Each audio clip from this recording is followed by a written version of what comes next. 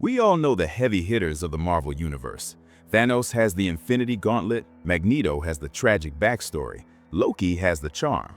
But there is one villain who stands above them all on the Mount Rushmore of evil: Doctor Doom. For years, I thought I knew Victor Von Doom. I knew the armor, the rivalry with Reed Richards, but it wasn't until I read his definitive biography, Books of Doom, that I truly understood why he is the greatest villain in comic book history. Forget the cameos and the crossovers. This is the story of how a boy became a monster. Let me break it down for you. It all starts with Dr. Doom, Victor Von Doom, apparently talking to someone, and it looks like he's recounting his life. His story flashes back to his childhood. He claims his consciousness awakened while he was still in the womb of his mother, Cynthia Von Doom, a Romani woman living in a clan community in Latveria, Eastern Europe.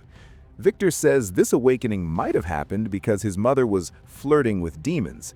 But despite this dark side, he speaks of his mother with a sense of melancholy and deep affection. His father always questioned her, begging her to stop this relationship with the forces of darkness, warning her about the risks it posed not just to her, but to Victor. But she would clap back, saying she was doing it for the good of her son and her people, since their community was persecuted and oppressed by the Baron of Latveria. One night, she performs a ritual, and a demon ends up possessing her body. And guess which demon takes over? Yep, the big guy himself, Mephisto. Now empowered, she attacks a group of the Baron's guards and absolutely destroys them. But nothing comes for free when you're dealing with dark forces. In exchange, Mephisto takes the lives of several children from the village, which left her horrified. Seeing the tragedy she caused, she renounced her powers. That's when the surviving guards seized the opportunity, attacked her, and killed her with a sword. Cynthia's death brought deep pain and sorrow to both Victor and Werner, his father, who actually found her body later on. Of course, the attack on the soldiers brought fear to the village. After all, Cynthia had attacked the Baron's troops, and there would definitely be retaliation. With that in mind, the clan tells Victor's father he needs to leave, to abandon the tribe along with his son. Werner begs them to reconsider, but above all, they're terrified something worse might happen to them, blaming their situation on Cynthia's witchcraft. That's when we see young Victor Von Doom raise his voice and tell them to shut their mouths.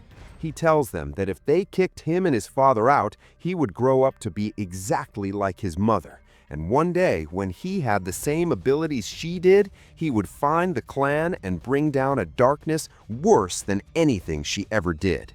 This terrified everyone, so they decided to let them stay. The kid was already twisted from a young age.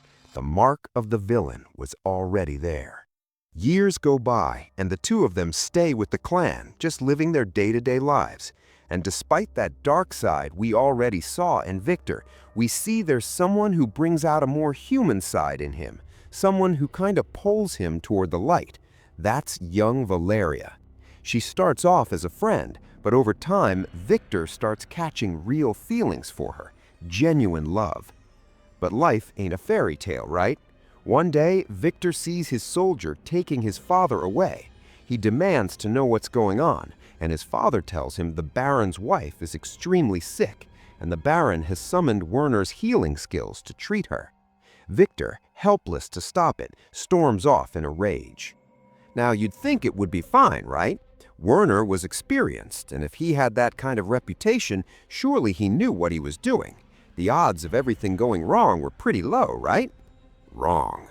By the end of the day, Werner returns with bad news. He couldn't save her because cancer had already ravaged her body. The Baron, furious and grief-stricken, blamed Werner. Realizing he was a dead man walking, Werner fled back to the Romani camp just to grab his son and make a run for the Alps. Days passed, and late autumn turned into a brutal winter. Starving, freezing, and exhausted, Victor and his father tried to hide and outrun the soldiers in a desperate chase. At one point, Werner decided to hunker down with his son, and to protect the boy from the biting cold, he gave Victor his own coat. Left unprotected, Werner ended up freezing in the forest. Later, they were found by Boris, Werner's friend, who carried them back to the Romani camp, but it was too late. Werner died shortly after. The Baron's soldiers then showed up, took Werner's body to show the Baron, denying Victor even the right to give his father a proper burial. The kid had his mother murdered, and now he watched them drag his father's corpse away like trash. Victor was just stacking up resentment and hatred like bricks. During this time, Victor ends up finding his mother's chest among his late father's belongings, and inside, her spellbook. Victor starts diving into the arcane arts, trying to master them, but after years of study and practice, he hits a wall. He just wasn't getting the results he wanted with magic alone. So he pivots to science. He starts building inventions to fight back against the Baron's soldiers, gaining notoriety. By the time he's 16, he becomes the leader of his clan. But here's the thing. When he talks about his people, he doesn't sound like a comrade or a protector. He sounds superior. He talks down to them. The only person he viewed as an equal? Valeria, the girl he loved. If I had to sum up Victor's profile right now, I'd define him as bitter, resentful, and filled with pure hate. One night, he goes for a walk, frustrated because once again, he failed to reach his mother's spirit. Suddenly, he's cornered by one of the Baron's men. The guy is thrilled, bragging about the bounty he's going to get for capturing Victor. But Victor acts fast. He disarms the man and strangles him until the life leaves his eyes. He's disturbed by what he'd just done. The guilt torments him for days, until one day he gets a visitor, a man who says he's finally found him. The guy claims to be an American general, there to offer him money and the opportunity to study at the best schools and work in the finest labs in the world. Victor doesn't even blink. He accepts the offer and decides to leave for America. Once he hits the States, Victor starts rubbing elbows with doctors and generals, landing a full-ride scholarship to Hedgeman State University in New York. Simultaneously, he's working on military projects for the Army. For Victor, this was a fresh start. He decides to leave his past in the rearview mirror and starts designing a new future for himself. And it's right there in the university science lab that Victor meets Reed Richards. As you guys already know, but Victor didn't have a clue back then. This guy would become his greatest enemy in the entire Marvel Universe. I really love how, long before they became icons, the petty rivalry was already baked in. Ed Brubaker, the writer of this series, absolutely nailed the essence that was present in the classic Fantastic Four comics, portraying Victor just as arrogant as ever, staying true to the Golden Age vibes. There's definitely a rivalry between the two, but here Victor reveals himself to be way more cocky and pompous than Reed. At the university, Victor looks at the people around him like they're beneath him. He calls them insipid Americans, caring about nothing but sports and manufactured romantic melodramas. Meanwhile, his work and upgrades were only gaining him clout among the scientists and the military.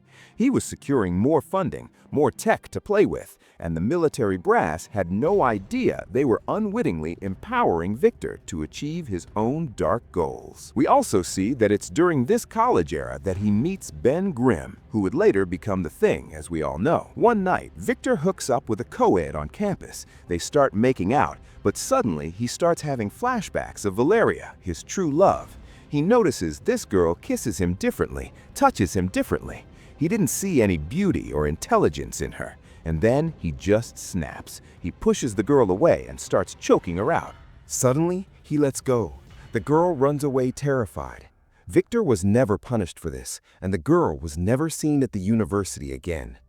Okay, at this moment I realized, yeah, there's no redemption arc coming for Victor.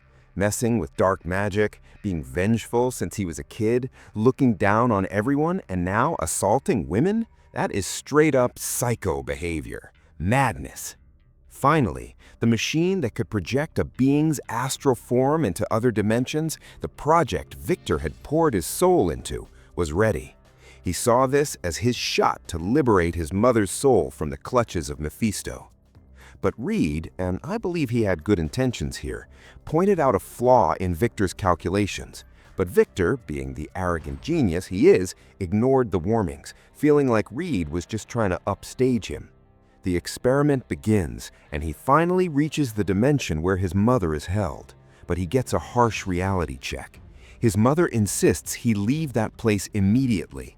That's when Mephisto shows up, calling him an intruder. And then, boom, the machine explodes. Miraculously, Victor survives, but there are 3 major consequences. First, his face ends up totally disfigured by the blast. Second, he gets expelled from the university for conducting unethical experiments. And third, the one that really broke him, all his dedication, all the effort to rescue his mother, it was completely useless. To him, nothing matters anymore. Man, this saga is incredible, but we're talking about Dr. Doom here, so of course he wasn't going to let this slide. Before leaving America, he decides to get his revenge. He activates the androids he built and unleashes an attack on the military facilities. From that moment on, he becomes a wanted fugitive in America. Tormented by failure, crushed by losing all his prestige in the States, and with his face hideously disfigured, Victor finds himself totally bitter. He's living somewhere in Eastern Europe, leading a miserable, mediocre life, constantly humiliating and mistreating a poor old man named Otto, who slept on his doorstep. For a man of such immense pride, being in that situation, surrounded by tragedy, let's be honest, was the worst hell imaginable. But things can always get worse.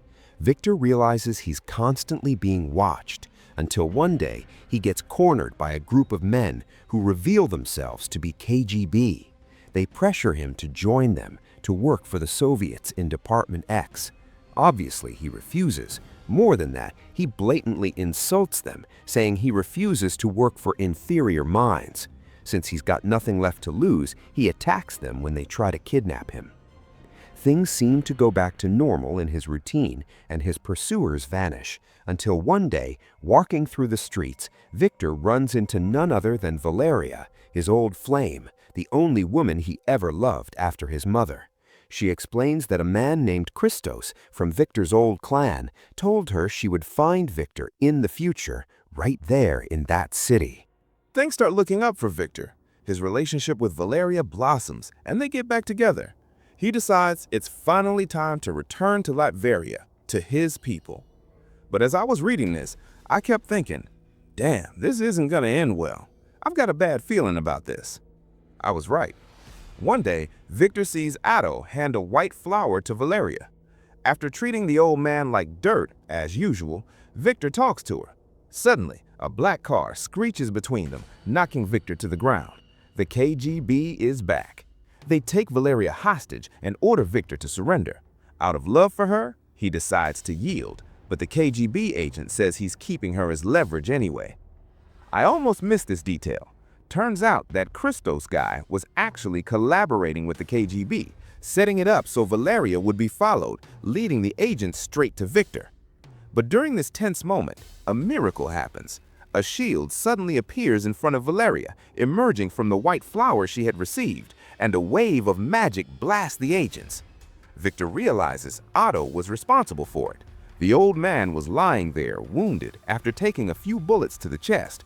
Before dying, he tells Victor to go to a temple in the mountains of Tibet. He says the prophecy foretold that a man who had lost everything would come to the temple to learn ancient secrets and master the science of magic, obviously referring to Victor. Right after that, Otto dies. So Victor makes it clear to Valeria that plans have changed. The idea of living a life together, of going back to his homeland, that was over. He was going to Tibet to find his destiny, but determined to return to his country one day and destroy the Baron for everything he caused. Victor leaves, abandoning a heartbroken Valeria behind. He arrives in Tibet, but what seems simple turns out to be anything but. Victor can't find the monk's village right away. It takes a ton of research and reading ancient scrolls just to pinpoint the possible location. The trek through the mountains is brutal and dangerous. At one point, he literally runs into a yeti. A savage fight goes down, and while he manages to take the creature out, he suffers grave injuries. Weakened and bleeding out, he collapses in the snow, waiting for death, until the monks finally rescue him. Victor spends 5 long years learning the monk's magic, and after that time, he actually surpasses even the most experienced masters in the mystic arts. At this point, I started thinking, Okay, maybe now we'll see a shred of humanity, some appreciation for the people who saved him, taught him ancient secrets, and took care of him. But nope. All that just to have Victor say he viewed those people as mere flies in his path. It's insanity. He orders his servants to build a network of monitors in his quarters so he can watch everything happening around the globe. One piece of news hits hard. The Baron, the guy who hunted his clan, has seized total power. That immediately triggers his resentment. But what really wakes up the hate beast is the news that Reed Richards, his old college rival, is being sent to the moon. Memories of his youthful failure come flooding back. From that moment on, he blames Reed not just for his expulsion, but for the destruction of his face. He also orders his servants to address him from now on as Dr. Doom. That's why I think this character construction is flawless. Every time he's at a crossroads between forgetting, forgiving, or giving up, he swerves the other way. He chooses the dark path. The character was always destined for villainy. His convictions never wavered, but the consequences were there. The torment, the mental instability, the physical pain, it was consuming him. To survive, he needed to shield himself from his memories, his pain, his demons, from Mephisto. So he orders the monks to construct a suit of armor forged with the highest technology and magic. And right then and there, Victor Von Doom dies, and the iconic Dr. Doom is born. He returns to Latveria, landing first in a prison camp where he absolutely obliterates the guards. He orders the prisoners to announce his arrival and spread the word of what he did.